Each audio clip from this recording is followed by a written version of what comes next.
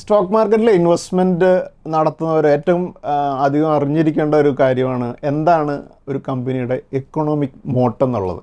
അതായത് ഒരു കമ്പനിക്ക് മറ്റുള്ള അതേ സെഗ്മെൻറ്റിലുള്ള കമ്പനിയേക്കാൾ എങ്ങനെയാണ് മാർക്കറ്റ് ഷെയർ പിടിച്ചു നിർത്താൻ സാധിക്കുകയും അതുപോലെ തന്നെ പ്രോഫിറ്റബിലിറ്റി, അതായത് പ്രൈസിങ്, ഹയർ പ്രൈസിങ് നിലനിർത്താൻ സാധിക്കുകയും ചെയ്യുക എന്നുള്ളതാണ്.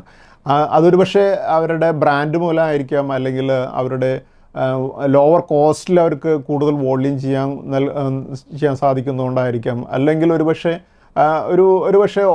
ഓവർ എ പീരിയഡ് അവർ ആ ബ്രാൻഡ് ലോയൽറ്റി ബിൽഡ് ചെയ്തുകൊണ്ടായിരിക്കാം.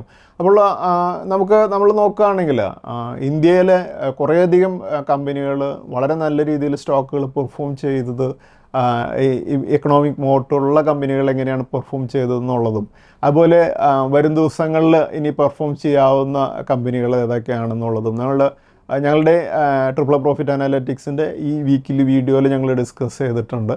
നിങ്ങൾക്ക് ആ വീഡിയോ ഇന്ന് ഞങ്ങൾ റിലീസ് ചെയ്യുമ്പോൾ കാണാവുന്നതാണ്.